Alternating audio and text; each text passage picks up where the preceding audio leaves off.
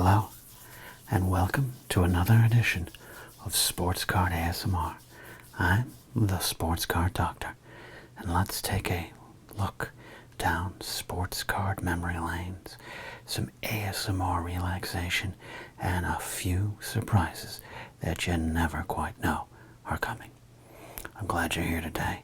I'd like to invite you to consider scraping the bottom of your heart to find just enough empathy and compassion for my plight to subscribe to the channel, hit that notification bell, and tell your friends whether they like sports card nostalgia or ASMR hijinks to come hang out with us here on the channel.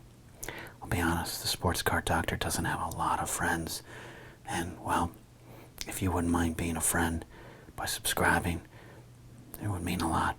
I love when I get to hang out with you for what my stats tell me are an average of 6 to 8 minutes. That's good friendship. All right, let's get to what we're going to do today.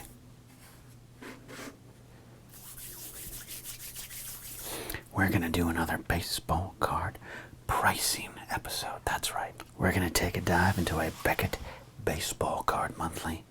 This one, issue 68 for November 1990. Price to go at $2.50, unless, like me, you had a subscription because you didn't want to miss a price change for any single month in your life. This is going to be a controversial episode because we have this cover right here with Barry Bonds. But we'll take a look at that in a moment. First, we have to decide what card pack we're going to price. For that, we go to the box.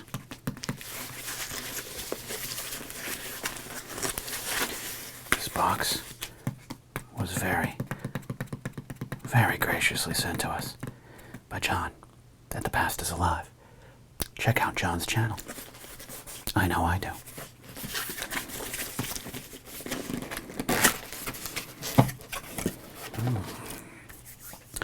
Are we gonna price this 1990 Upper Deck?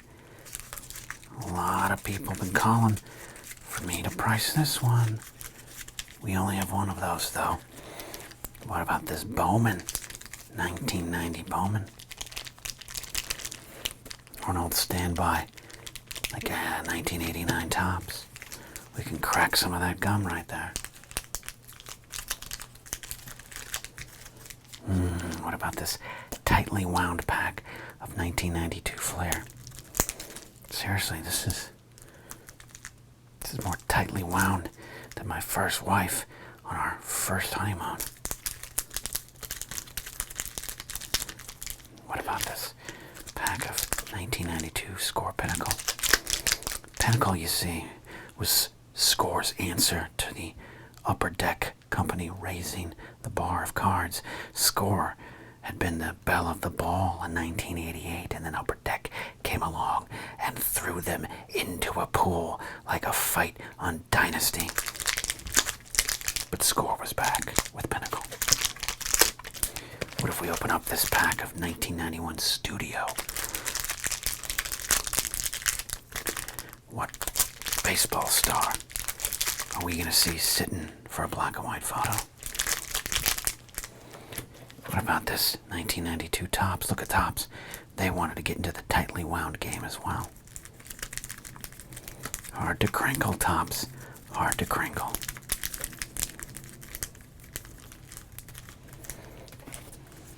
But this $89, we could get a Diamond King. But not one of those good Diamond Kings like a Jose Canseco. Maybe we get a Diamond King like Baltimore Oriole pitcher Dave Schmidt. The lesser of the two Schmidts during that era. Unrelated. Flair 1990. Really tightly wound Flair. I don't know. You're looking nervous being that tightly wound. Or maybe it's time to open up one of these rack packs.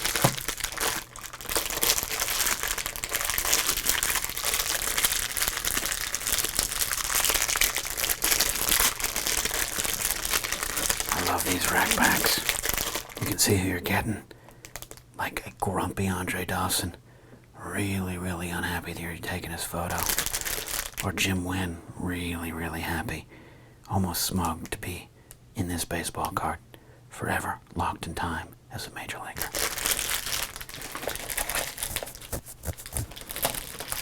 What about this rack pack of 1989 Topps? 89 Topps was a banner year for shit card designs.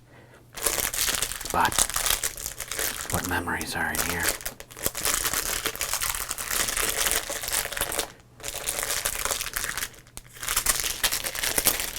Alright, which one are we going to open? I think I know. So let's restock the merchandise.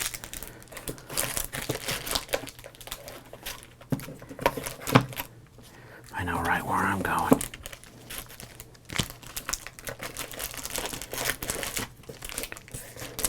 You can sense it. That's right. It's time to open up this 1990 Upper Deck.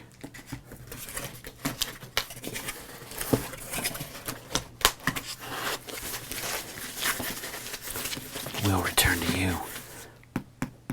Box of cards. All right. Let's get to the price guide here. Some wonderful Mickey Mantle art. He was a former player, kids.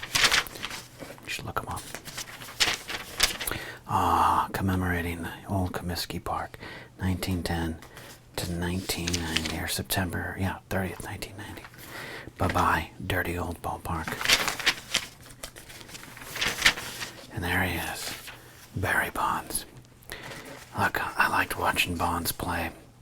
What became of Bonds and so many players later on in what we now know as the steroid era, well, there's not much more we can say on it.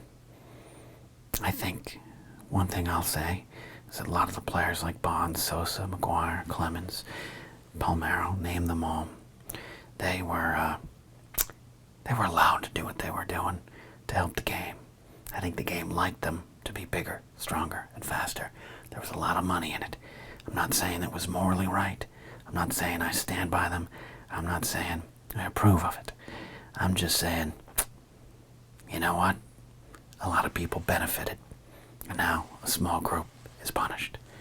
But that's the choice they made. This was when Barry Bonds was a fleet-footed, speed, overpower guy for the Pirates, who were coming out of some dark ages. It had been a long time since the 1979 We Are Family Pirates. But Barry Bonds and other players, star players, like Mike LaValliere, Sid Bream, and Andy Van Slyke, Doug Drabeck, Bobby Bonilla, maybe even Jose Lind, were coming up to bring some glory to Pittsburgh. It's an interesting chapter of baseball later on, but I like what we had right here. Bonds is one of the best, even back then, to watch. Oh, look at that storage, do's and don'ts. I never read these articles as a kid, just why none of my cards have value now. Maybe I should have. They sign it, you store it. When I got an autograph, I crumpled up that paper and put it in one of my cardboard boxes. What did I know? I didn't read these articles.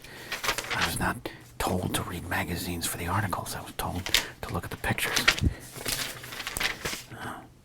Maybe that wasn't for this. Ooh, an expose. Seeing stars through packs. It's difficult to price cello and rack packs that have superstars showing, like Andre Dawson.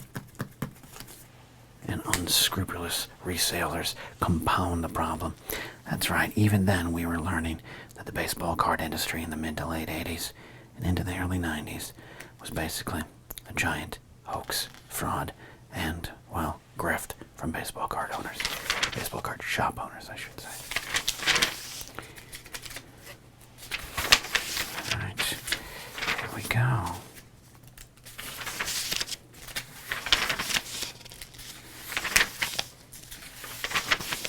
Looking for 1990 Upper Deck.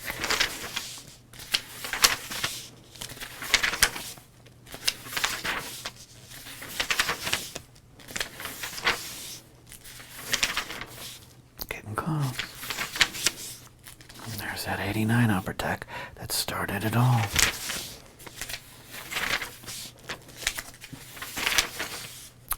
There we go. Upper Deck indeed.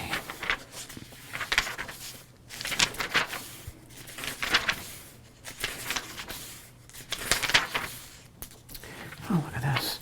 A bonus article on Eddie Murray, a Hall of Fame grump, and our usual baseball card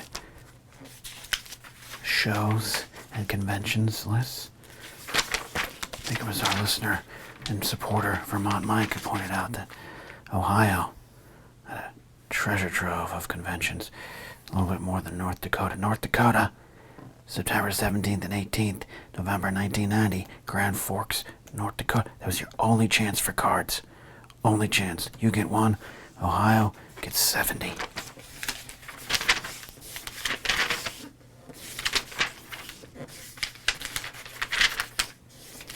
Frank Robinson article to close it out.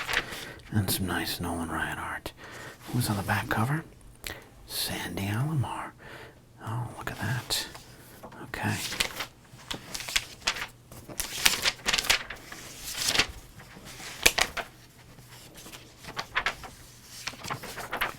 Let's get to the back here. And yes, I've already made some marks. It's a long story. I was looking at some prices earlier.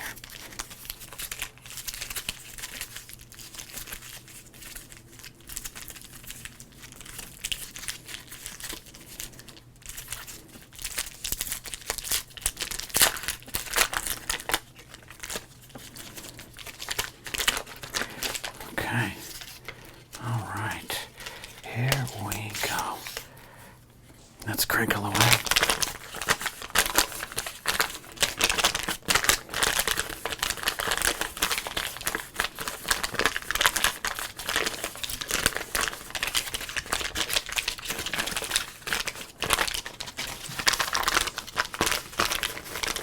That's good crinkling.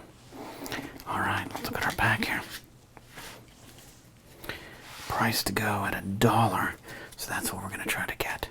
We got Greg Brock, former Dodger, turned Brewer. We have Lee Guterman, pitcher for the Yankees, and formerly the Mariners. And you know what? I've been playing that game, Immaculate Grid, for the fine folks at baseballreference.com. Not a sponsor. I wish they were, but I love playing the game. You got those 9 grids, and sometimes you get those questions that push your baseball love in mind. Who played for the Yankees and who played for the Mariners? And you want to fill that little box. Well, guess what? You have an answer now. Lee Guterman. Ron Darling. John Franco. All-Star Red closer. It's got to be worth something. Todd Stottlemyre. Well, look at this. This is great. You know why? Because on the day of this recording, it is the 35th anniversary of Kirk Gibson and his improbable and impossible home run off of Dennis Eckersley in Game 1 of the 1988 World Series. I remember it vividly because I was already 37. Sean Abner, up-and-comer at this time. Timmy Jones. I don't remember Timmy Jones, but he's got an Upper Deck card. Look at that. Randy Reddy. Randy Reddy was a serviceable utility infielder who played for the Brewers and Padres and Phillies. He was always ready to take the field. You get it? You get it? You get it? I'll stop now. Next up is Chip Hale. Look at this card. What the hell did Chip Hale do? What did this cameraman just catch Chip Hale in action doing? Did he just fart in public? I mean, it's a baseball field. I gotta imagine every Major League Baseball game has at least 72 farts in the middle of it. I don't think that was the problem. Did he just fall asleep on the job? Did he steal Gary Gaetti's money? And he thinks Gary Gaetti sent you to take a picture of him, follow him around, and find out the truth? I don't know. This is a great photo. This is why Upper Deck had the reputation that it did. Their photos raised the bar and the industry standard. Just not for Chip Hale. Pat Borders. Well, Pat Borders, up-and-comer, kind of in the late 80s. It never quite became like a slugging sensation, but catchers weren't expected to do that back then. Oh, look at this fine Andre Dawson art here. And look at this fine Mike Scott art here. Unbelievable. You know what? You could take these two cards and hang them in your living room right above your fold-out couch. Or maybe take these pieces of art and have them blown up and turned into Van murals. Who doesn't love a Van mural, especially of 1987 National League MVP Andre Dawson and 1986 Cy Young and I do believe MVP Mike Scott. Yes, drive around with these fine gentlemen on your van in art form. Mike Rockford. I don't remember Mike Rockford. Good for you, Mike Rockford. Got to pitch in some Major League games. What a dream. Ooh, Astros sticker. There you go. Put that on your binder. Impress your friends at school. Yeah, that girl you have a crush on, she's gonna really like that you have this cool sticker on your binder. Trust me, it will not work. Robbie Thompson. At the time, Thompson was kind of an all-star mainstay, kind of a salt of the earth, second-tier player for the Giants. But don't overlook Thompson, especially that 87, 89, kind of the early 90s teams. He was a good player. They don't make him like Robbie Thompson anymore, because now players actually hit, but, you know, he was good. All right, that's about... Wait a second. This is an Upper Deck card. This is a classic WWF card. The Rockers, the most celebrated team to not win a championship in this era. And yes, I know they had that controversial match with the Hart Foundation. Top rope fell off my ass. I wonder how much this one is worth. If only I had a way of pricing it. That's weird. How did that get in there? All right. Well, let's look at who we're going to price.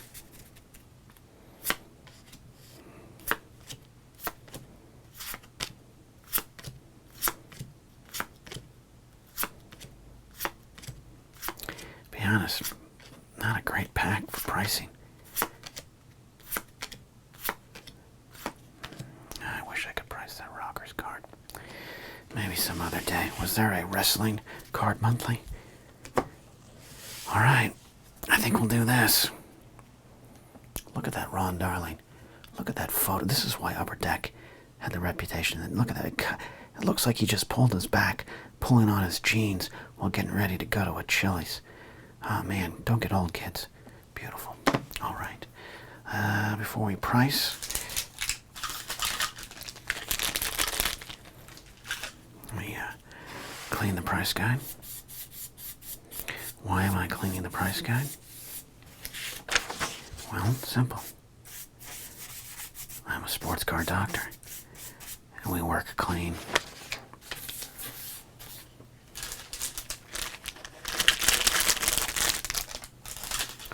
Okay, let me get out.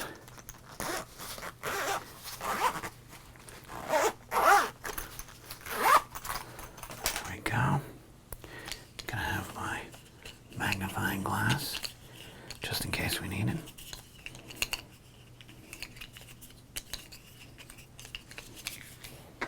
Okay, here we go. Can we make our card price back? Price to go at $1. All right, look at first at Ron Darling, $2.41 in the set, which was priced at $48 and falling back in the day. Coming off a 14-win season, he would go on to play for the A's. Brief run with the Expos. Again, if you're looking for answers for your immaculate grid, remember that one.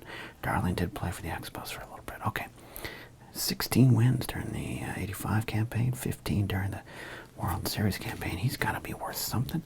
Number 241. No. Nope. Billy Spears gets a card. Pedro Guerrero gets a card. He is a common player. That's 7 cents. Oh no. Ron Darling. 7 cents. 93 cents to go. Can we make it back? Next up is John Franco. John Franco coming off a 32 save season. Look at that good guy from Brooklyn there, huh? Hey, just looking at you saying, take the 7 train and get some pizza. Come on out to the island. No? Okay. All right. Number 139 in the set.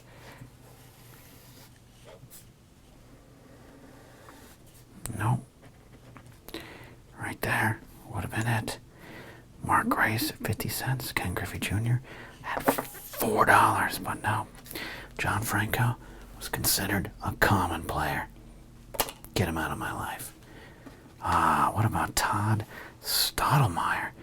He was an up-and-comer. He was a son of a former Major League ace who became a great Major League pitching coach, Mel Stottlemyre. And then his brother, Mel Stottlemyre Jr., made the big leagues as well. Played with the Blue Jays 88, 89, sometime in AAA during that as well, but he was an up-and-comer, a future ace in a lot of people's mind. $6.92.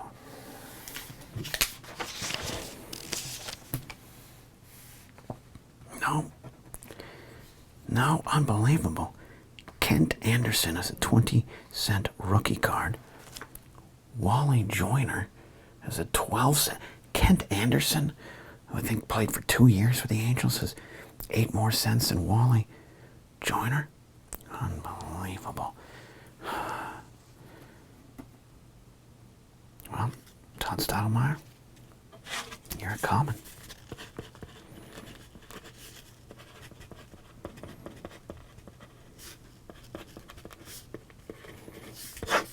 $0.14. All right. Shirley. Don't call me Shirley. Kirk Gibson. 1988 National League MVP. 2-time World Series. A hero with first the Tigers and then later the Dodgers. Card number 264. Come on. There we go.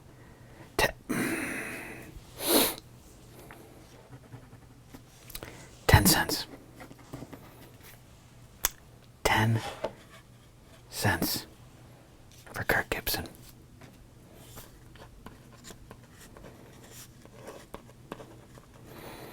It's not looking good for this pack. This is our only Upper Deck pack, our only 1990 Upper Deck. All right, I don't think this card's going to be worth the 80 cents we need it to be. Sean Abner, card number 301. You know, he was thought to be a future starter. And there now, right there. 277 Eddie Murray, Joe Girardi at 304, Sean Abner at 301 was a common.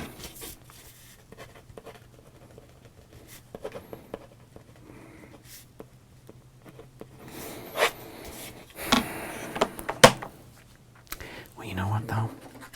I saw this. There he is. Mike Rockford, number 694. He was the Bo Sox #1 draft pick in 1982 and has been at AAA all or part of the last 6 seasons. He was a 4A player, if you will. So a lot of people thought maybe by this time he had a future. Because I noticed right here, Mike Rockford, FUDC, 12 cents. 12 cents. Mike Rockford, we're not going to make our money back, but you helped us save a little face. It's like when you put a $100 bill into the Wheel of Fortune slot, and then on your last spin, where you've lost all your money, you win $5, and you go away happy, forgetting that you essentially lost $95. You got that $5 spin at the end. And Mike Rockford, you're like the shot on a golf course after a bad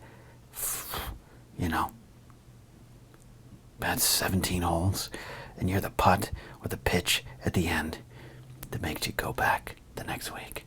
Thank you, Mike Rockford. You saved us.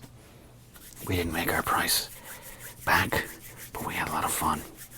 Thank you all for watching The Sports Card Doctor. Todd Stottlemyre, common. Unbelievable.